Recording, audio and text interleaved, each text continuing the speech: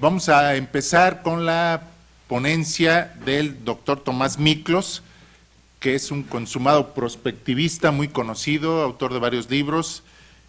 Me mandó un currículum bastante extenso que tuve que resumir. Costó un poco de trabajo resumir su extenso currículum. Voy a destacar algunos aspectos que me parecen relevantes. Es ingeniero químico por la UNAM, tiene maestría en estudios superiores en psicoanálisis del Centro de Investigación y Estudios Psicoanalíticos. Tiene el doctorado en ciencias por la Universidad de París en la Sorbona y es distinguido por el Sistema Nacional de Investigadores como investigador titular.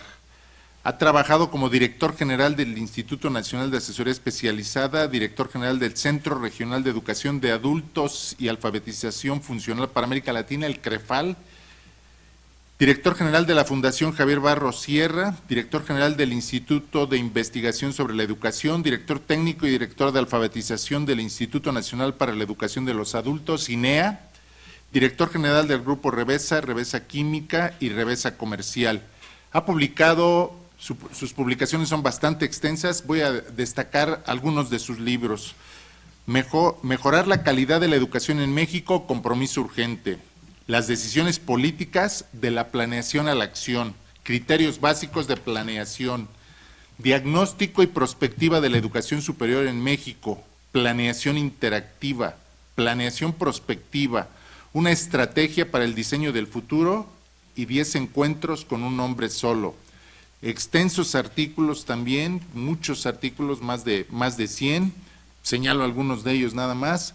Diseño de una metodología prospectiva aplicada en educación superior, la gestión del conocimiento y el aprendizaje significativo individualizado a lo largo de la vida y por competencias, experiencias piloto en formación, entrevista con Paulo Freire, el gran telar educativo y muchos otros. Ha dado también muchísimas conferencias, señalo algunas de ellas nada más. La conferencia anual de la Sociedad Mundial del Futuro, esa es la institución, y el tema es México ante sus retos del siglo XXI. Internet y la educación es otra conferencia impartida en el Instituto Politécnico Nacional. Planeación prospectiva, prospectiva en educación en la Secretaría de Educación Pública. Educación a distancia y en línea, educación del siglo XXI en la Universidad Pedagógica Nacional. El futuro está por venir en el Instituto Tecnológico de Estudios Superiores de Monterrey. Y México 2020, transición del paradigma administrativo al paradigma directivo. En esta ocasión nos va a hablar de un seminario taller de planeación prospectiva y estratégica. Bienvenido, doctor Tomás Miklos. Muchas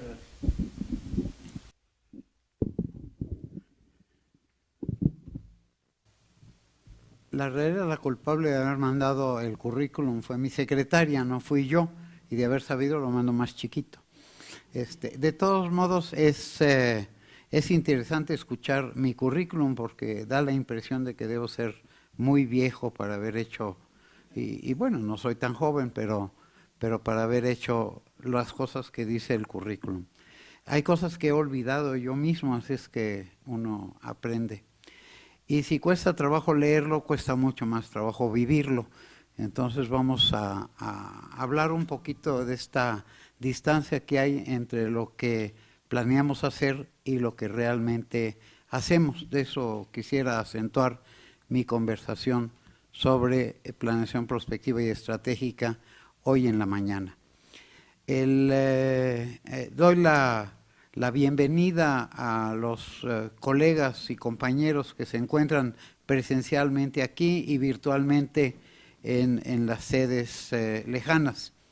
Me es muy grato tener la oportunidad de conversar sobre esta materia porque pues he dedicado, yo diría que la mayor parte de mi vida profesional a fomentar, a vender la idea por lo menos de la importancia de pensar el futuro y pensar el presente desde el futuro y no solo desde el pasado como estamos acostumbrados.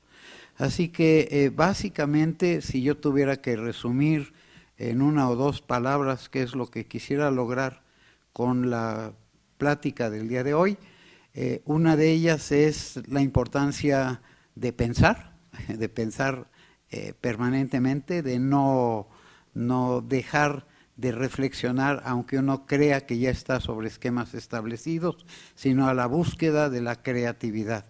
Y segundo, yo diría que lo importante de visualizar el presente desde el futuro, lo cual puede ser novedoso para la mayor parte de la gente, no lo es para quienes ya están, como me imagino que la mayor parte de toda la audiencia, acostumbradas al manejo de la palabra prospectiva. Quiero comenzar por hacer una separación muy importante entre lo que estamos acostumbrados a manejar en estos asuntos de trabajo sobre futuro y que está además mucho más centrado sobre la corriente americana, corriente educativa, digamos, americana, de visualización del futuro en forma de proyecciones. Así que hay todo un campo de trabajo del cual no voy a profundizar en esta ocasión y que tiene que ver con lo que denominaría yo proyectiva, todo lo que tendría que ver con la continuación del pasado hacia el futuro bajo las reglas del pasado. Lo que yo voy a enfatizar en la plática del día de hoy es la presencia de los rompimientos a estas reglas del pasado y por eso le llamamos cambio de paradigma. Rompimientos que algunos nos suceden, son externos a nosotros, son externalidades o son exógenos, como diríamos más técnicamente, y aquellos que nosotros, los seres humanos, podemos provocar y que es lo que no toma en cuenta la corriente de proyectiva. Claro que hay otros elementos de palabras similares que han sido incorporados. Quizá lo más importante son los estudios de futuro, que es la corriente que yo acabo de comentar a ustedes. En paralelo se creó toda la corriente de la prospectiva. En realidad esta se creó en Europa. Voy a comenzar para dar una pequeña introducción de las raíces de la creación de este tipo de estudios y un poco la explicación sobre ellos. A pesar de que los seres humanos, digamos, no digo el hombre porque no quisiera hacer una exclusión de género, pero digamos nosotros los seres humanos, hemos estado inquietos desde que existimos sobre el futuro, igual que hemos estado inquietos sobre todo lo que es nuestro entorno.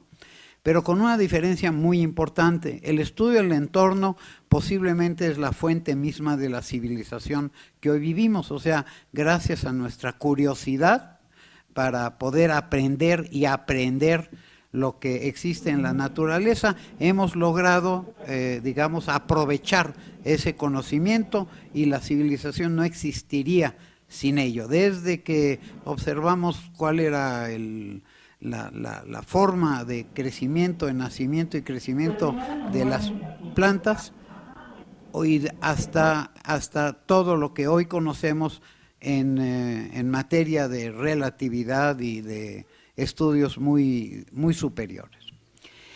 La curiosidad sobre el futuro se dio sin una fuente tan sólida como la curiosidad sobre el entorno, entre otras cosas, porque para fines no solo filosóficos, sino para fines muy pragmáticos, el futuro no existe. El futuro solo puede existir en un momento dado en nuestro imaginario, en nuestra capacidad de poder imaginarlo. No lo podemos tocar, no lo podemos oler, no lo podemos sentir, ni saborear, ni escuchar, porque no está presente, digamos, en la vida real. Estará en principio presente bajo ciertas probabilidades y posibilidades. Me voy a regresar, el estudio formal de futuro, como lo conocemos hoy en día, nace prácticamente durante la Segunda Guerra Mundial. Es interesante ver que a pesar de que pues tenemos muchísimo tiempo, digamos, en el planeta, el futuro visto de manera más racional y más completa nace apenas hace algunos años durante la Segunda Guerra Mundial y además nace en forma secreta porque se trataba de una serie de estudios que tenían carácter de estrategia militar y por lo tanto no eran visibles hacia la ciudadanía en general, cosa que ha cambiado afortunadamente y hoy lo podemos aprovechar. Voy a hablar un poco de cambio de paradigma. Me imagino que toda la audiencia entiende que paradigma es como el grupo de reglas de juego, así lo definiría la enciclopedia, y en este grupo de reglas del juego es lo que más o menos explica nuestra realidad en un momento dado. El cambio de paradigma que yo hago mención es que cambian las reglas del juego. Hoy en día somos más conscientes que nunca, nunca antes en la historia. Los cambios se han dado a tal velocidad y con tal intensidad como los que hoy estamos viviendo en todo, en la ciencia, en la política, en la sociología, en el clima, en absolutamente todas las áreas, digamos, no solo de conocimiento, sino de vida.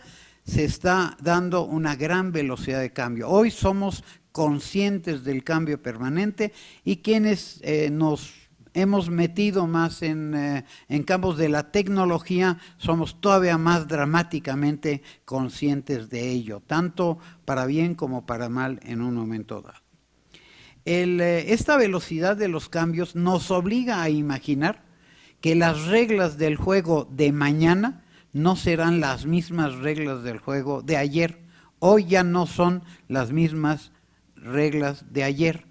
Hoy ya son diferentes y van a seguir cambiando. Así que lo único seguro de lo que nosotros podemos trabajar sobre el futuro es que será diferente, es que las reglas mismas serán diferentes. El pasado nos ha teñido el futuro y hay que conocer el pasado. Todo lo que yo voy a conversar con ustedes toma en cuenta el conocimiento del pasado. Es indispensable el conocimiento del pasado, tanto cualitativo como cuantitativo, o sea, el conocimiento estadístico a base de cifras, a base de datos muy duros, o el conocimiento de la historia e incluso de las percepciones de la historia. Cuando yo digo que somos conscientes de los cambios, no basta con leer los periódicos o basta con escuchar o ver las noticias o leerlas, sean periódicos en el internet o lo que fuera, como para darnos cuenta que todo está cambiando. Es más, hoy en día toda esta visualización del futuro tiñe o debe teñir muchas de las decisiones que tomamos hoy en día. Y esto puede cambiar de un momento a otro. Algunos de los fenómenos más recientes que estamos vivenciando, sea a nivel de las guerras que se están dando o a nivel del tsunami o de los tsunamis que han venido, digamos, afectando a la humanidad, nos muestran que tenemos que visualizar el futuro de manera diferenciada. Hablaba yo de la corriente americana, en donde se trata de estudiar el futuro y difundir el futuro de alguna manera para que cada quien lo tome en cuenta. Es probable que para nuestra audiencia pudiera ser interesante, si no lo han leído, el libro de Alvin Toffler, que habla sobre la tercera ola, y otros libros subsecuentes que él ha llegado a publicar. En estos se plantea una visión o visiones de futuro más abiertas que las tradicionales visiones de futuro. La corriente francesa, la corriente europea, pero que está basada hoy en día en Francia, aunque fuera impulsada básicamente por un belga, que era el barón de Jouvenel, Hugh de Jouvenel, Bertrand de Jouvenel, Hugh es su hijo. La corriente europea, la corriente francesa, hoy en día asentada como cabeza en Francia, es una corriente que tiene una adición a la visión de estudios de futuro tradicional. No solo trabaja sobre las visiones de futuro para que cada quien tome las decisiones pertinentes, sino que trabaja también sobre la elaboración de nuevas decisiones colectivas, y por eso es que se le califica, o la palabra que fue etiquetada por Berger es de prospectiva, viene de ser proactivo. Quizá valdría la pena, sin perder mucho tiempo, pintar un poco este elemento de ser proactivo, con el objeto de que en una o dos pequeñas anécdotas que les voy a platicar, ustedes puedan recordar afectivamente algunos de los elementos. Lo voy a hacer muy rápidamente porque los tiempos de este medio que estamos utilizando son realmente muy cortos. Quisiera que la audiencia imaginara un caballo, a toda velocidad, o sea, en galope, que se viene amenazante sobre una persona, cada uno de nosotros, que está parada en una llanura. Evidentemente el caballo es amenazante. Ojalá que tengan ustedes la posibilidad de imaginarlo rápidamente. Ante una situación de esta naturaleza, uno puede tomar o no tomar decisiones. La más tradicional es de ser inactivo. Inactivo quiere decir que no hago nada al respecto. A pesar de que vea el caballo, no hago nada al respecto. Soy totalmente inactivo. Ante una posición de esta naturaleza, quiero decir que estoy utilizando para esto, para los que son muy estudiosos, la terminología que usa Russell Ackoff en sus libros, pero que estoy dando una imagen del caballo para que ustedes se acuerden bien de ello en lugar de verlo meramente académico. Entonces, esta inactividad o inacción tiene mucho que ver con la manera de pensar y de sentir de cada uno de nosotros. Por ejemplo, aquellas personas que creen firmemente en el destino, evidentemente no tienen por qué tomar decisiones. Es decir, en ese momento, ante esta situación, dirían algo así como, ya estaba de Dios que hoy me matara un caballo. ¿Sí? El destino es ineludible. Bueno, pero quienes podemos pensar que el destino no es ineludible, ya hablamos de futuro, no de destino. Y el futuro es abierto, el destino es cerrado. Así que esta es una invitación para abrirlo. Entonces, ante una situación como la pintada, me imagino que siguen ustedes imaginando el caballo y que todavía no les golpea, otra posibilidad es que ustedes sean reactivos. O sea, por lo menos me hago a un lado. O sea, evito que ese susodicho destino se cumpla. Puedo hacer algo al respecto, me hago a un lado y salvo la vida. Hay otras posiciones que maneja este autor que yo mencioné, Russell Ackoff. Hay otra posición que es totalmente activa. No solamente me hago a un lado, sino que me subo al caballo. Yo creo que ya todos ustedes están imaginando, conociendo, dándose cuenta que el caballo está simbolizando la vida. Lo que estoy buscando mencionar es que me subo a la vida. No solamente me hago a un lado de lo que está sucediendo, sino que me subo a ella. Y la propuesta, la cuarta posición, es la posición proactiva. No solo me subo al caballo, no solo me subo a la vida, sino que tomo las riendas del caballo y tomo las riendas de la vida, y yo soy el que determina hacia dónde debe ir el caballo o hacia dónde debe ir mi propia vida. Esta posición es la que tiñe definitivamente la prospectiva. Las dos raíces pro vienen de esa visión, digamos, del manejo del futuro para nosotros. Esto es importantísimo porque si bien yo pudiera manejar esto bajo el régimen totalmente personal, individual, de plan de vida, como se le conoce tradicionalmente en la literatura y en la acción psicológica y psicoanalítica, en realidad yo pudiera en un momento dado hacerlo colectivo. Y cuando lo hago colectivo estoy hablando de prospectiva. Ya no es una decisión personal, digamos, aislada de los demás, sino que es una posición colectiva, y esto es lo que ha sido la gran dificultad en el mundo en general, y por eso es que no se había dado sino hasta hace algunos años. ¿Qué pasó hace algunos años? En el caso de, para poner un ejemplo de cambio de paradigma muy importante, en el caso americano durante la Segunda Guerra Mundial se decidió un cambio de paradigma o varios cambios de paradigma. Para tener una idea rápida de qué estoy hablando, se decidió, por ejemplo, crear un consejo de guerra. Esto no parecía un cambio de paradigma. Siempre ha habido consejos de guerra cuando hay guerra, llámese así o bajo otra etiqueta. Ese consejo de guerra que se creó durante la Segunda Guerra Mundial en el caso de Estados Unidos no fue como tradicionalmente lo veníamos viendo, un grupo de militares expertos que pudieran hablar de cómo se gana la guerra o cómo se venía ganando la guerra en el pasado, sino que se trataba de otro criterio, y este grupo estuvo compuesto básicamente con algo que me gustaría etiquetar, no está etiquetado así en la literatura, pero me gustaría etiquetar como emprendedores. no necesariamente quiere decir empresarios, emprendedores, gentes capaces de conocer algo con relativa profundidad, pero de llevarlo a la práctica. No bastaría, por ejemplo, con desarrollar la teoría de la relatividad, sino que había que incorporar aquí a alguien que pudiera utilizar la teoría de la relatividad y desarrollar algo así como la bomba atómica. Este es el tipo de individuos que conformaron el Consejo de Guerra, no tradicional. Pero voy a hacer otra acepción no tradicional, que es muy importante para lo que yo quiero transmitir a ustedes. Se tuvo el criterio, tradicionalmente las guerras se ganaban ganando una batalla tras otra. Digamos, este es el esquema todavía incluso napoleónico, si ustedes quieren, pero a partir de ese momento hubo una clara conciencia que había una diferencia entre ganar batallas y ganar la guerra. Que ganar la guerra podía comprender elementos de carácter estratégico de perder determinadas batallas. Si no se hubiera hecho así, jamás hubiéramos logrado el desembarco en el caso de la Segunda Guerra Mundial. Había una conciencia que había batallas que había que perder para poder ganar la guerra.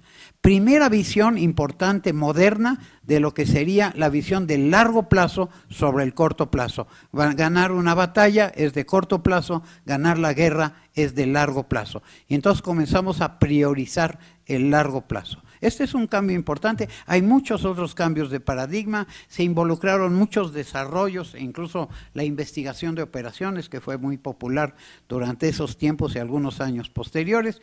Todo esto se desarrolla como cambios de paradigma, como reglas del juego que son diferentes, y no me voy a detener mucho más. En Europa sucede algo similar.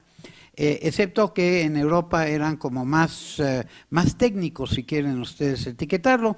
El señor Berger ya llevaba una materia que se llevaba en el Conservatorio de Artes y Oficios de París, que es una especie de escuela media técnica, digamos, de muy buen nivel, pero una escuela media técnica, no era una universidad ni tampoco un politécnico. Y ahí desarrolló, pero no tuvo influencia, sino hasta que este señor Bertrand de Jouvenel, que yo citaba, lo manejó en el medio más diplomático. Era un diplomático, también era un aristócrata, era un varón, que por eso vivía en Bélgica y no vivía en París, porque si hubiera vivido en París le hubieran cortado la cabeza. En este momento, Bertrand de Jouvenel lo lleva al medio diplomático y son los socios, digamos, europeos de los americanos durante la Segunda Guerra Mundial. Todo esto implica cambio de paradigma, pero la parte de prospectiva tiene que ver con estrategia. Por eso, en este pedazo de seminario de planeación prospectiva le agregué la etiqueta de estratégica. O sea, el para qué de la prospectiva está en la estrategia, que quiere decir qué es lo que sí vamos a hacer físicamente, habiendo conocido diversas posibilidades de futuro. Déjenme plantearles una primera gráfica para que ustedes puedan ver más o menos de lo que estoy hablando.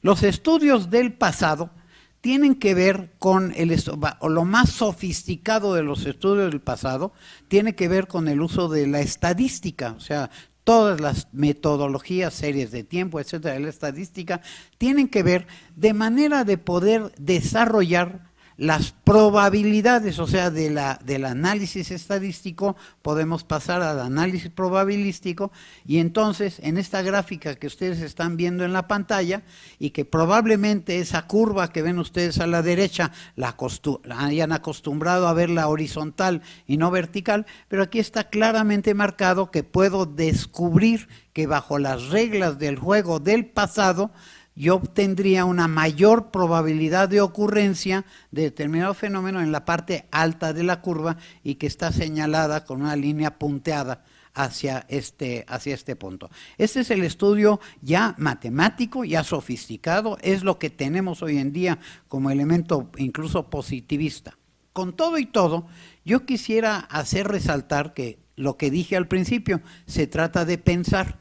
O sea que ocasionalmente esta regla del juego no necesariamente se va a aplicar para la mejor de las soluciones posibles, para el mejor de los futuros posibles. voy a citar, tampoco me voy a, o no les voy a hacer una incitativa a trabajar solamente los elementos subjetivos de las visiones del futuro, o que vayan ustedes a que les lean el tarot o la bola de cristal o los huesitos de pollo como una mejor metodología.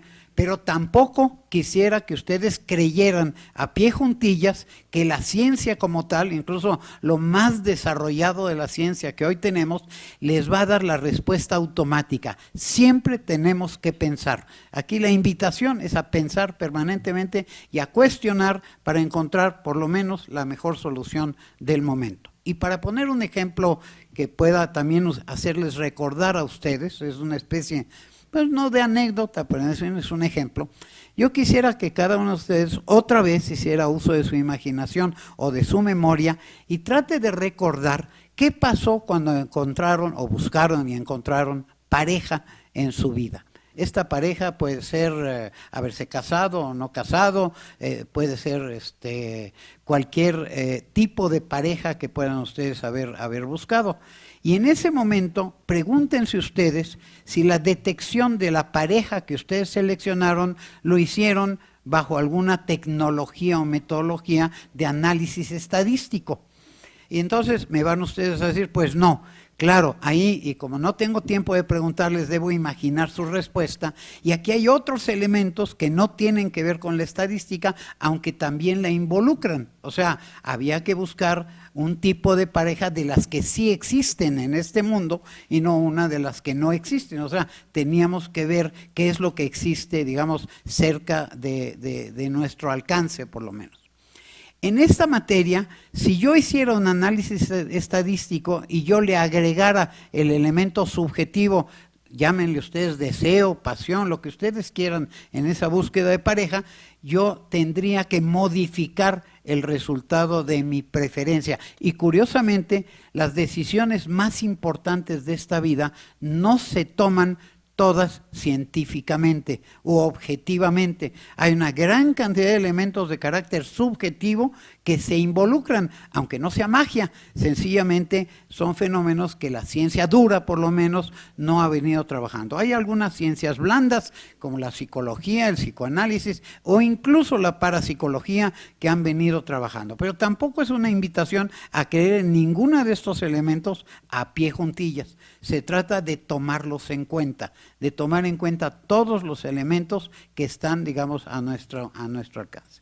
En el caso de la búsqueda de pareja, yo quisiera que en esta línea que ven en la gráfica, para aprovechar esta gráfica, imaginaran ustedes que si las reglas del juego del futuro son diferentes, probablemente el resultado de esta mayor, y le voy a llamar posibilidad y no probabilidad, para salirme del esquema típico de la estadística, esa posibilidad puede estar muy arriba o muy abajo o no mucho de la línea que está aquí trazada como línea punteada. Y se abre a un espacio. Imaginen ustedes que la parte de la izquierda es una especie de tubo. En realidad, para quienes manejan estadística, habrán comprendido, además no necesariamente con línea recta, habrán comprendido que ahí tengo una línea de tendencia y dos camisas de fuerza prácticamente, con la varianza que puede haber en el estudio estadístico. Y si yo prolongo estas tres líneas, la de tendencia y estos dos pequeños forros, quiero imaginar que estos dos pequeños líneas paralelas a los alrededores de la de tendencia es como si fuera un tubo, y todo lo que ocurrió y todo lo que vaya a ocurrir está dentro de ese tubo. Porque puede haber excepciones, y lo malo es que cuando hay excepciones, en lugar de estudiarlas a fondo, acostumbramos decir, salud, que la excepción confirma la regla. Es decir, gravísimo error, porque si estas excepciones, por ejemplo, se concentran en los últimos tiempos, que estoy diciendo hace un momento, que son los de gran variación o gran intensidad en su variación, en su cambio, es probable que nos sean un indicador de que están cambiando las reglas, en lugar de ser un elemento a ser eliminado. Si hago promedios, simplemente como de una manera más o menos sofisticada hago en estadística, yo estoy perdiendo la oportunidad de darme cuenta de un cambio potencial de gérmenes de futuro, como le acostumbramos denominar, que se va a dar hacia el futuro. Entonces, esta línea, voy a hacer un imaginario de nuevo. Alguna vez estudiamos el crecimiento de la población y encontramos que era más o menos una línea recta. Después descubrimos que no era una línea recta, que era una pequeña curva, no muy acentuada en otras épocas y digamos más acentuada hoy adelante, pero que la línea recta, para fines prácticos, operativos, de determinar un presupuesto o alguno de estos elementos que manejamos, era suficientemente cercana como para poder hacer el presupuesto del año próximo. No necesariamente lo es para hacer un presupuesto de lo que va a ocurrir en 20 o 30 o 100 años. Y ahí es donde esa línea curva hace una gran diferencia con la línea recta. Aplicar las reglas de juego de la línea recta, o sea, el análisis estadístico duro, ni siquiera es de series de tiempo que se va más o menos amoldando, sino de la línea dura, querría decir aplicar el instrumento del pasado para el futuro. Querría decir que estoy visualizando el futuro como fíjense bien, la simple continuación del pasado. Cuando digo simple, es que ahí está la regla, una pequeña ecuacioncita que me lleva hacia el futuro. Y esto de ninguna manera es cierto, ya dijimos que el cambio es lo más seguro y lo más importante de lo que va a suceder hacia el futuro. El error que se comete al cambiar de la línea recta a la línea curva es de 100%. El error es gigantesco. Prolonguen ustedes esto hacia los años que están aquí marcados, que pueden imaginar que son 20 o 30 años, no hay una escala pintada en el dibujo. Imaginen ustedes que este error de cambio de instrumento puede ser como de 100%. Es más, ni siquiera es de 100%, es de infinito por ciento, porque en realidad es una curva exponencial lo que se estaría planteando. Entonces, ¿por qué aplicar una regla muy dura, muy firme, muy segura, muy científica para visualizar el futuro cuando el error que voy a cometer es de 100 o de infinito por ciento? Entonces necesito otras reglas del juego, necesito otros paradigmas como pinté un poquito hace un momento. Esos otros paradigmas los hemos englobado a partir de la prospectiva, de ahí la defensa de la visión prospectiva. En el dibujo, si ya imaginaron que las dos líneas que están en la parte izquierda del dibujo es un tubo, hacia arriba, hacia el futuro, es un embudo. O sea, estoy abriendo las posibilidades del futuro. El futuro puede ser muy diferente de lo que el pasado ha venido siendo, y no es la simple continuación del pasado, aunque parta del pasado. Ven ustedes que el eje de quiebre, donde se abre el embudo, está pintado a partir del presente. Ahora, yo, para poder trabajar bien lo que tengo que hacer de hoy en adelante, necesitaría tener una buena visión de futuro, y esto me está dando un mundo de incertidumbre, vamos a calificarlo de esa manera. Trabajamos en prospectiva sobre la incertidumbre, o sea, al perder esta plataforma, esta regla del juego de la estadística que me estaba permitiendo dar ciertos elementos de seguridad, me encuentro un poco en el vacío y necesito establecer nuevas reglas del juego. Estas están aquí pintadas con unas crucecitas y quisiera enfatizar que uno de los cambios que hicimos es un cambio que tendría que ver con el cambio de lo que es probable a lo que es posible. Y el número de posibles que aparecería en la línea vertical de la derecha sería infinito, a menos que le aplicara yo alguna regla para poder hacerlo operacionalizable. Y lo que hacemos en prospectiva es que lo hacemos operacionalizable. El planteamiento de esta operacionalización es hablar de posible. Y entonces la corriente francesa, porque esto es lo que viene de la corriente europea, estaría diciendo que vamos a hablar de futurible. Y el futurible es la traducción, digamos, de este galicismo, es que es el futurible es el mejor de los futuros posibles. Fíjense bien, la frasecita tiene que quedar impregnada en la cabeza de ustedes.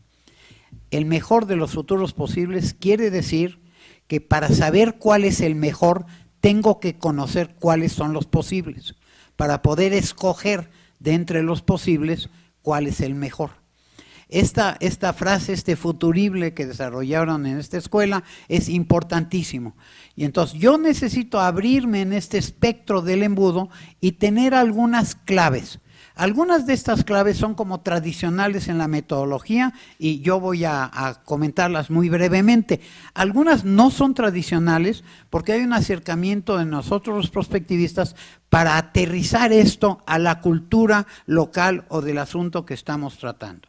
En los libros que al rato quizá vamos a mencionar, citamos ejemplos de varios países en donde la nomenclatura que se toma tiene que ver con la cultura de ese país o de ese sector de ese país en un momento dado. O sea, no nos podemos despegar de una realidad que tiene tanto elementos objetivos como elementos subjetivos. Elementos subjetivos tienen que ver con el afecto, son elementos evidentemente afectivos. Bien. Entonces, en esta curva yo coloqué algunas crucecillas. Estas cruces me están mostrando puntos seleccionados del futuro. En ese futuro yo pudiera, por ejemplo, en esta metodología que voy rápidamente a mencionar, yo pudiera seleccionar cuáles son los muy utópicos, o sea, aquellos que aunque puedan suceder, están muy lejanos de posibilidades. En el esquema de probabilística aparecerían en la parte delgada de la campana de Gauss, que está aquí pintada verticalmente, pero de todos modos están en lo factible. Pero mucho más allá, casi diríamos, es un casi, no es imposible, nada es imposible, pero ese casi imposible es lo que le da muy baja probabilidad y muy baja posibilidad de ocurrencia. Pero si esta campana yo la tiñera de esto que acabo de mencionar sobre la selección de pareja o sobre los elementos de carácter subjetivo, no tendría esta forma, tendría una forma totalmente distinta que para quienes manejan estadística se parecería más a un diagrama de valles, digamos, que tiene como una hinchazón arriba en lugar de en medio. Esto me tiñe que la hinchazón tendría que estar más cerca del deseo, pero hay deseos imposibles. O sea, si mi deseo estuviera en buscar una pareja que tuviera 4 brazos, pues es posible que algún día en la historia futura de la humanidad, genéticamente yo llegase a tener personas que tuvieran, en mi caso una mujer, que tuviera cuatro brazos o otro tipo de extremidades en un momento dado, porque a lo mejor se me imagina que con 4 brazos va a trabajar más que con 2 brazos, por ejemplo, ¿sí? O si tuviera 4 piernas, pudiera correr como corre un lince. Bueno, este tipo de esquemas está dentro de lo prácticamente no imposible como un futuro muy lejano, pero sí imposible para los próximos 20 años. O sea, por mucho que pudiera existir genéticamente, no solo genéticamente, la aceptación social de un cambio genético de esta naturaleza, también acarrearía una serie de esfuerzos y de tiempos necesarios. Dentro de 20 años no la encontraría. Y aunque hoy la aceptáramos, yo no pudiera hoy encontrar una pareja para que dentro de 20 años fuera mi pareja. Yo hoy estaría muerto probablemente. Estos elementos hacen que yo pueda restringir los elementos de las posibilidades y pintar escenarios. Ahora, nuevamente es una palabra que quizá para algunos miembros de la audiencia esto de escenario es nuevo. Escenario es ya no trabajamos por objetivos independientes, sino este conjunto de objetivos que nos pinta simbólicamente lo que pudiera ocurrir en el futuro, lo que está ocurriendo en el presente y, digamos, le voy a acentuar lo que pudiera haber ocurrido en el pasado, porque finalmente, incluyendo el pasado, son percepciones de la realidad, no son la realidad, e incluso son percepciones que están cambiando. De repente nos encontramos un elemento nuevo, aparece Wikileaks, por ejemplo, y nos da información nueva, aparecen los rollos del Mar Muerto y nos dan información nueva, aparece una pirámide o alguna obra de algunos de nuestros ancestros y nos dan alguna información que nos amolda, que nos permite amoldar, no mucho, pero sí amoldar partes de la percepción del pasado. Bueno, esto mismo ocurre con el futuro. Y entonces lo pintamos como escenarios. En esto de los escenarios también pudieran ustedes, amigos de la audiencia, imaginar que estamos delante de una obra de teatro para tomar la palabra escenario, no como una definición de biblioteca o de enciclopedia o de enciclomedia, sino que para una definición que es perceptual. O sea, el escenario es lo que vemos en una obra de teatro, de ahí viene. Quiere decir que si yo abro la obra de teatro, estoy viendo algunos elementos que simbolizan una realidad. No tengo toda la realidad ahí. Me gustaría utilizar el simbolismo de un iceberg, por ejemplo. Yo, para visualizar el iceberg, me basta con dar una comprensión clara de los elementos que están arriba de la superficie del agua. Y con esto visualizo todo el iceberg. Lo mismo nos pasa en la sociedad. En una obra de teatro yo estoy visualizando con unos cuantos elementos una realidad más compleja, muchísimo más completa y muchísimo más completa. En esta realidad yo puedo cambiar el escenario. Si yo le doy una visión de lo que está ocurriendo, de lo que va a ocurrir y de lo que pudiera ocurrir, yo pudiera en un momento dado yo visualizar lo que pudiera ocurrir y también lo que hay que hacer para que ocurra. Me voy a cambiar de lámina porque los tiempos nos están apurando. Estas etiquetas que yo estoy proponiendo a ustedes, les he denominado para fines de estos ejercicios un futuro utópico, un futurible, un proyectivo, que ya platicamos, un lógico, que modifica el meramente proyectivo, y un catastrófico. En los dos extremos he colocado el futuro utópico y el futuro catastrófico, o sea, a pesar de que hay muchas posibilidades, estos son los bordes de mi análisis, a nivel de análisis y de lo que pudiera ocurrir. Este dibujo que estoy proyectando en este momento a ustedes es un ejemplo que se utiliza tradicionalmente en mercadotecnia y que es una incitación a una visión relativamente nueva. Si ustedes observan arriba y abajo de la curva, de esta curvita que estoy dibujando, se llama curva logística, por cierto. Esta curva, y tiene su fórmula matemática y todo, he dibujado también una diagonal muy ligera a través de ella para acentuar la percepción de que arriba de la curva y abajo de la curva tengo las mismas áreas. Por lo tanto, si yo conozco el punto de inflexión que se encuentra en la curva donde está atravesando casualmente esta diagonal, yo ya puedo conocer el futuro, porque conociendo lo que ha venido ocurriendo en el pasado y que estoy en el momento de la inflexión, yo puedo conocer el futuro. Este conocimiento del futuro está dentro de la incertidumbre, es aproximado, no son decimales, en realidad son elementos que discriminan una visión del futuro de otra visión del futuro, una visión de un futuro lógico, del futurible que comentábamos, del futuro catastrófico, etcétera. Esto que se utiliza mucho hoy en día en desarrollo de nuevas teorías, en desarrollo de nuevos proyectos, en desarrollo de nuevos productos, en mercadotecnia se utiliza mucho precisamente para eso, hace una invitación a modificar, porque está el límite de crecimiento. Por cierto, es un libro que también les recomendaría leer a ustedes, Los límites de crecimiento, porque habla de las decisiones o de los planteamientos hechos por el Club de Roma muy posterior a la Segunda Guerra Mundial. Bueno, el límite de crecimiento está en el punto de arriba a la derecha de este cuadrado. Quiere decir que el modelo que utilizo se agota en ese momento y se requiere otro modelo.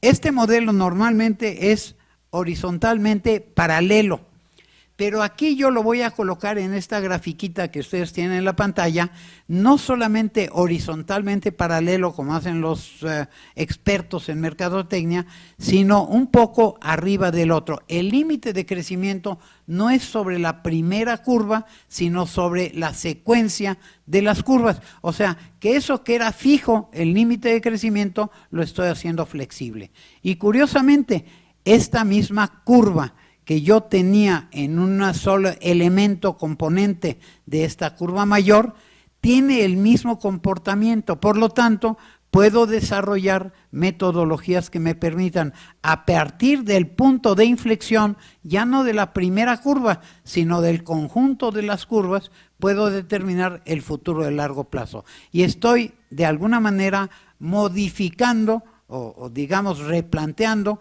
el límite de la incertidumbre con el que puedo trabajar. Estos son nuevas experiencias en el campo de la prospectiva que se han aplicado bajo un modelo de retroprospectiva en un momento dado y que permiten de alguna manera encontrar que hay muchos elementos que pudiéramos conocer ya del futuro, ¿sí? Y otros elementos cuya utilidad de conocerlos es poder cambiarlos. O sea, cuando yo conozco el futuro más probable, yo puedo también desarrollar el futurible, el mejor de los futuros posibles, y ahí sí encajar, incorporar los elementos importantísimos que me permitirían construir un mejor futuro. Y esas son las estrategias. Les voy a leer brevemente, aunque ustedes lo pueden hacer visualmente, qué sería un poco unas conclusiones, y les voy a hacer, en el último minuto que me queda, les voy a hacer una muestra de lo que sería la matriz para el trabajo un poquito más objetivo, digamos, de lo que estoy planteando. ¿Qué nos da? La prospectiva se centra, clarifica y fortalece el binomio utilidad-factibilidad. Es posible y es el mejor de ellos, por eso tiene utilidad. La utilidad se representa por 6 elementos. La visualización de futuros posibles. Si creo en el destino, no lo puedo hacer. Diagnóstico del presente desde el futuro, no solo desde el pasado. O sea, diagnostico el presente desde lo que me falta por recorrer. Diseño de un futuro para el futuro. O sea, yo construyo el futuro. Construcción de ese mejor futuro, al que le denominé futurible. Evaluación prospectiva, que tiene 2 elementos importantes, que es la holística, o sea, la interrelación entre las variables, entre los actores sociales, lo que la gente va a hacer al respecto y no solo a pensar. O sea, otra vez los elementos subjetivos con los objetivos. Si hago un estudio de políticas de una naturaleza, si lo hago de tecnología es de otra naturaleza, si lo hago sobre educación, lo hago de otra naturaleza. Y finalmente, una acción permanentemente retroalimentada, o sea, hacer planeación no es hacer una fotografía, es hacer una película que permanentemente estoy revisando. Es un proceso de planeación. Y por último, robando unos segundos más, esta es una matriz que está a la disposición de ustedes, evidentemente, y que de alguna manera muestra cómo todas las metodologías, unas más libres y más subjetivas y otras más objetivas o incluso más matemáticas y científicas, en esta matriz se combinan lo cualitativo con lo cuantitativo, se trabaja a base de indicadores y de índices, se analiza el pasado en forma de retrospectiva, se hace una prospectiva con una serie de calificativos que ya mencioné y que aquí están simplemente etiquetados, y se conecta con la planeación estratégica, o sea, cuáles son las etapas que yo debo seguir para conquistar, si me permiten ustedes la palabra, ese mejor de los futuros posibles. Ahí conecto las acciones estratégicas, los requerimientos para poder lograrlo, hay una interconexión entre ellos, estoy hablando de una carátula metodológica que no tienen ustedes por qué aceptar a ciegas, que cubre las 45 metodologías que están descritas básicamente en los libros. Y eso ya me permite derivar del análisis de prospectiva, o sea, de hacia dónde quiero y puedo ir, cuáles son las etapas que debo cubrir y luego bajarlo a nivel de planeación táctica, a nivel de planeación operativa. Finalmente, hacer una confrontación permanente con la realidad y modificar no solo las cifras, sino todo el esquema metodológico, digamos, de la prospectiva. Incorporar nuevas variables, por ejemplo, o incorporar nuevos elementos o nuevos actores sociales en su momento. Digamos que esta es la gran carátula de las metodologías prospectivas y lo que yo he querido transmitir a ustedes. Este es un cambio de paradigma metodológico que rompe con los elementos totalmente subjetivos, o sea, de lo que se siente o de lo que se cree, con los elementos totalmente objetivos de lo que se sabe, pero que estamos incorporando elementos importantes de incertidumbre, porque no tenemos todos los instrumentos para ese saber completo. Es como cuando antes no teníamos el telescopio, las estrellas ahí estaban, pero tuvimos que instrumentar o crear un instrumento. Aquí hemos creado el instrumento de la prospectiva para poder trabajar con el futuro. Y creo que el tiempo se agotó. Les agradezco muchísimo a todos.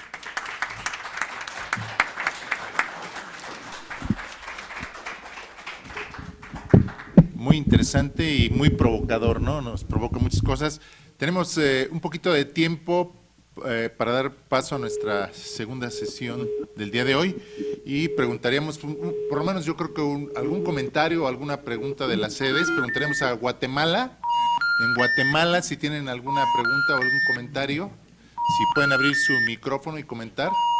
Guatemala. Tenemos a Ecuador entonces. Sí. Ecuador, si tienen alguna pregunta en Ecuador. Ecuador. Guatemala, entonces regresamos con Guatemala. Aquí presente Guatemala, por el momento no hay pregunta o comentario. Gracias, muy amable. Preguntaremos ahora al TEC de Monterrey, Campus Monterrey, si tienen alguna pregunta. Hola, sí, aquí tenemos una pregunta y un comentario. Adelante, por favor. Bueno, primero que nada, agradecer por esta conferencia y agradecer al doctor Tomás Miklos por estas propuestas. La pregunta es muy sencilla. Nos gustaría saber si el doctor ya tiene alguna publicación sobre esta propuesta de la interpretación de las curvas logísticas para el estudio y la construcción del futuro. Y la pregunta va relacionada con el comentario. El comentario es que el viernes de la semana pasada, dentro de un seminario de prospectiva aquí en el Tecnológico, tuvimos a un ponente que nos habló sobre una metodología llamada TRIS para resolver problemas de inventiva. Él es el doctor Noel León Rovira y prácticamente en esta metodología en donde se analizan patentes análisis de patentes para promover la innovación en los productos, se utiliza básicamente esta misma postulación de las curvas logísticas. El interés de la pregunta por la publicación más que nada es para ver si podemos poner en contacto al doctor Miklos con el doctor Noel León Rovira. A ver, voy a mencionar algunas de las publicaciones donde se menciona, en parte por lo menos, algunas de ellas.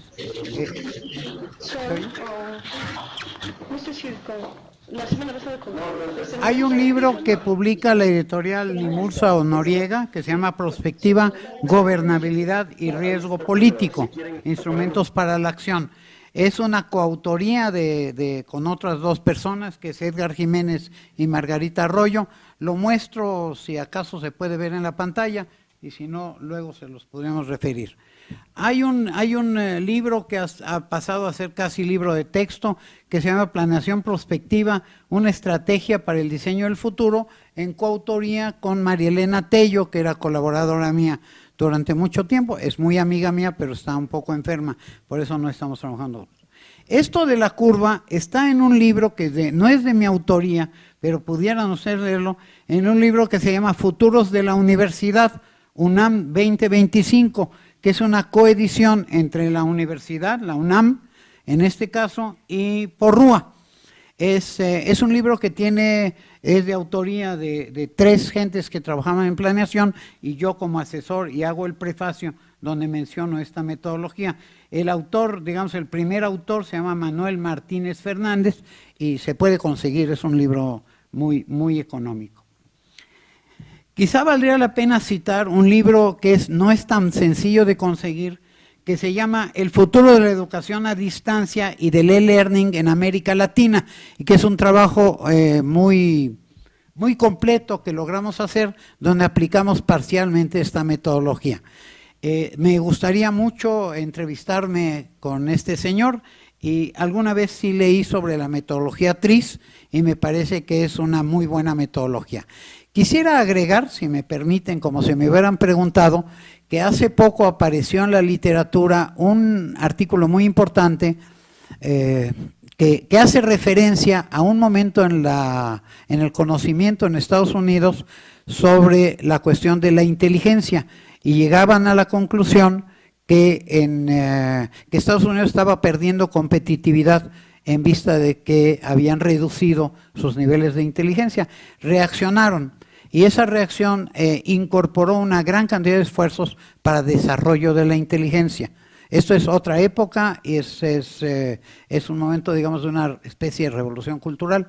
Pero hoy en día están comenzando a aparecer artículos que hablan de que Estados Unidos está perdiendo competitividad por falta de creatividad. O sea, ya no de inteligencia, sino de creatividad. Y es muy importante, seguramente va a gestar una especie de nueva revolución, o por lo menos una reacción al respecto. Y esto es muy importante, y yo quisiera citarlo, porque curiosamente en estos países donde nos encontramos en Latinoamérica, y particularmente si quieren ustedes en México, que conozco mejor, la creatividad es muy importante. Somos países muy creativos, pero la aplicación de la creatividad es donde hemos tenido algunas dificultades. Entonces, en prospectiva, un elemento es muy importante, es esta cuestión de visión del futuro. Otro elemento es la holística, la consideración de todos los factores que entran en juego, pero el tercero de ellos es el compromiso con la acción. O sea, no basta con pensar, hay que llevar a cabo. Preguntamos Gracias. ahora a Mazatlán, Sinaloa. Si, maestra Miroslava, si tienen alguna pregunta.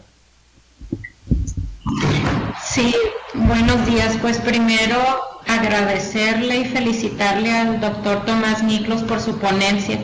Y yo solo tengo una pregunta.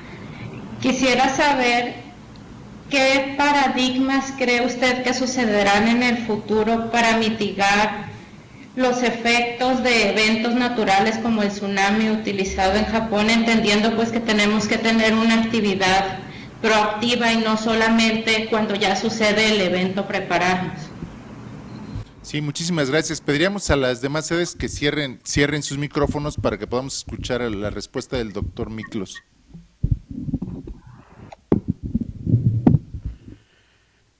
Eso es muy importante. Hay algunos fenómenos de los cuales tenemos algún conocimiento que por razones ajenas, muchas veces son razones económicas, financieras o de mercado, no se llevan a cabo. El caso de los tsunamis, ahora que estamos haciendo una retrospectiva, un análisis, y a lo mejor acabaremos haciendo una búsqueda de culpables, está debidamente estudiado, está en la posibilidad de ocurrencia en el caso de Japón.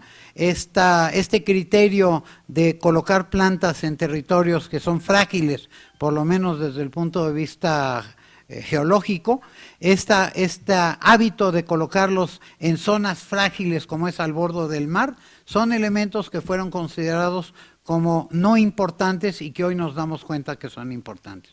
Es una verdadera desgracia que tenga que ocurrir un fenómeno para que seamos conscientes de que hubiera podido ser previsible. Voy a acentuarlo, porque hoy en día todos hemos leído, todos hemos participado de alguna manera en todo el problema de cambio climático, que digamos que está alrededor de todo este tipo de fenómenos más o menos naturales. De repente hay reuniones internacionales y parece que creamos conciencia, pero no lo hacemos.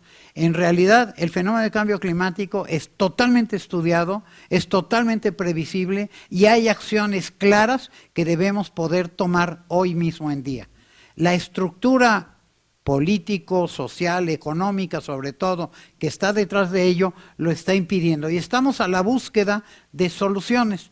Pero lo importante, ya tenemos soluciones, yo mismo traigo algunas soluciones, pero el verdadero problema es que esas soluciones tienen que llevarse a cabo y chocan con la infraestructura.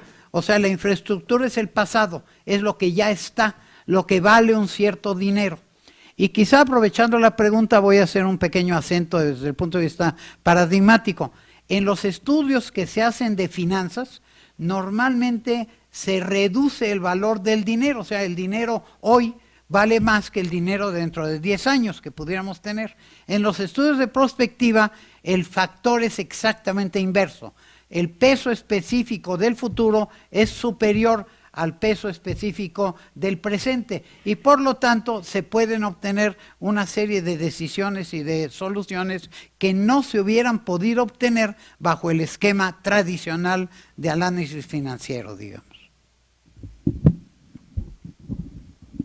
Vemos otra sede conectada, no sé si tengan alguna pregunta o comentario, no sé de dónde son y si nos quieren decir de dónde son y si tienen alguna pregunta o comentario, tenemos un poquito de tiempo. Sí, buenas tardes, Javier Medina, Instituto de Prospectiva de la Universidad del Valle. Sí, adelante, ¿tienen alguna pregunta o comentario? Felicitar al doctor Tomás Miklos por esa presentación. Bueno, pues muchísimas gracias. Si estás trabajando en algún nuevo libro de teoría prospectiva, ¿qué estás haciendo en este minuto sobre el asunto, sobre el particular? Sí, entonces le pedimos al doctor Miklos si puede responder.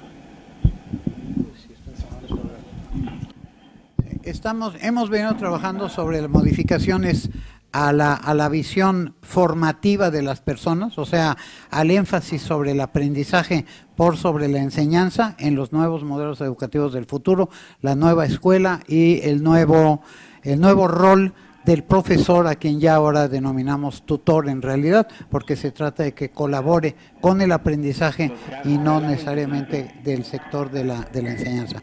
También estoy trabajando y se publica ya algunos artículos, vamos a publicar un libro precisamente sobre cambio climático, porque hay una metodología de captura del CO2 que pudiera permitir rápidamente, por lo menos, paliar el tiempo en el que podemos tener soluciones como el cambio de los sistemas energéticos, etcétera, que tomarán mucho tiempo. Este sistema tiene una visión totalmente prospectiva porque está tratando de evitar la catástrofe que se nos viene ineludiblemente, si no hacemos algo, se nos viene encima dentro de 20 años. Si pensamos que plantando árboles lo vamos a resolver, los árboles que estamos plantando toman 30 años en crecer. Le recordamos a todas las demás sedes que si pueden apagar sus micrófonos, por favor pueden cerrar su micrófono. Recordamos también que nos encontramos en la Coordinación de Universidad Abierta y Educación a Distancia de la Universidad Nacional Autónoma de México, esta es la sede principal. Y bueno, preguntaríamos aquí a los presentes si tienen alguna pregunta o comentario para el doctor Miklos. Nada más pediríamos que sean breves porque estamos sobre el tiempo. Hola, Tomás. Hola, Tomás. A ver, ¿de qué sede nos están hablando? Ecuador. Quito, Ecuador. A ver, adelante, Ecuador, si quieren plantear su pregunta o su comentario, por favor. Por favor, sí, gracias. Antes que nada, un agradecimiento a Tomás. Y primero tenemos un problema técnico, no podemos verlos. La cámara de la UNAM tiene algún conflicto y no... Estábamos muy bien, pero hace unos minutos perdimos la imagen.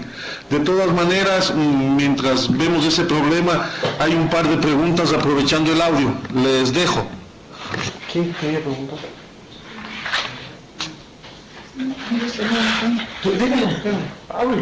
Doctor Miklos, gracias por su muy importante exposición. Nos ha traído bastante apertura al pensamiento del futuro.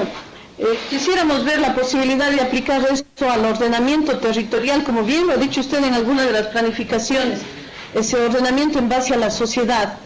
¿Qué sucede con la sociedad que está cambiando tan rápido? ¿En qué medida del tiempo cree usted que el ordenamiento y la planificación debería ser más o menos dada para este sistema de nuevo manejo del territorio? Si nos plantean la otra pregunta, o esa es la única que tienen, para que de una vez nos pueda contestar. ¿Tienen alguna otra pregunta? Nos decían que eran dos. No, por el momento como que se unificó en una sola. Gracias, gracias.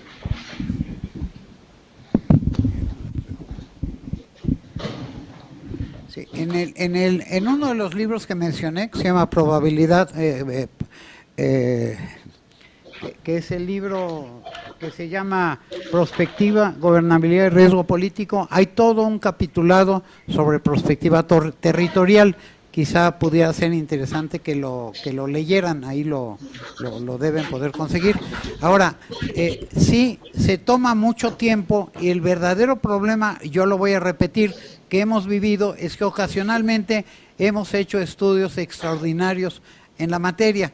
No conozco lo que hayan hecho en Ecuador, desgraciadamente, pero lo conoceré, yo espero que pronto. En el caso mexicano hubo un momento, nada más para poner un ejemplo, hubo un momento de la historia en el cual nos dimos cuenta que había un peso específico muy alto de los ingenieros, o de los ingenieros civiles particularmente, en la obra pública del país, que las decisiones eran totalmente concentradas en el grupo, digamos, ingenieril, y aunque yo soy ingeniero, no estoy pretendiendo hablar contra los ingenieros. Se creó en un momento dado, se logró crear una Secretaría de Estado. Esta Secretaría de Estado se creó bajo el nombre de SAOP, Secretaría de Asentamientos Humanos y Obras Públicas. Era la primera vez que estructuralmente, o sea, como peso político, se vinculaba lo que era el ser humano con la obra pública. Era muy importante. A cargo de esta secretaría, en lugar de poner un ingeniero, pusieron un arquitecto que se llama Pedro Ramírez Vázquez, que es un arquitecto connotado, digamos, en el caso mexicano y creo que internacional, porque ha trabajado en otros muchísimos países. Pero tenía este criterio del acercamiento de la parte más dura a la parte más blanda. Se hicieron trabajos extraordinarios, verdaderamente los líderes de lo que era planeación territorial, planeación urbana, incluso desde el punto de vista ecológico, que ahora es tan importante, se hicieron extraordinarios planes. Se publicaron muy bien y nos pasó algo que nos ha pasado con mucha frecuencia en México, por eso me centro en México, no lo llevamos a cabo. O sea, el problema es que podemos hacer muy buenos planes, podemos hacer incluso buenas estrategias, muy buenos documentos y sin embargo cuando los aterrizamos, las fuerzas vivas, por ponerle la etiqueta tradicional que se maneja, distorsionan el fenómeno y entonces desaparecen muchísimos de los planteamientos que se habían venido elaborando. Puedo mencionar que en alguna ocasión me obsequiaron todo lo que son los planes nacionales de desarrollo de México. Los tengo en mi casa, son muy bonitos, están muy bien escritos, están muy bien encuadernados, además son muy elegantes, se ven bien en mi biblioteca como si fuera enciclopedia. Y si uno los lee se da cuenta que también estaríamos si lo hubiéramos llevado a cabo. Pero no lo llevamos a cabo y la esperanza que tenemos, y espero que ustedes también la generen, es de poder lograr que se lleve a cabo aquello que todos estamos buscando, deseando o hasta encontrando que hay una manera de sí llevarlo a cabo. Pero no lo hemos llevado a cabo y es posible que sea un fenómeno, si no de todos, de casi todos los países latinoamericanos. Muchas gracias, doctor. Le molesto un favor. ¿Nos puede repetir el nombre del libro, el título? Sí, a ver si me dice el nombre del libro. ¿El autor? El Prospectiva, Gobernabilidad y Riesgo Sí, Político. el nombre del libro es Prospectiva, Gobernabilidad y Riesgo Político, Instrumentos para la Acción, y uno de los principales autores es Tomás Miklos, otros son Edgar Jiménez y Margarita Arroyo. La editorial es Limusa. Bien, con esto terminamos nuestra primera parte del día de hoy. Agradecemos al doctor Miklos Agradecemos al doctor Miklos su presentación, le entregamos un reconocimiento por su brillante ponencia y le despedimos con un fuerte aplauso.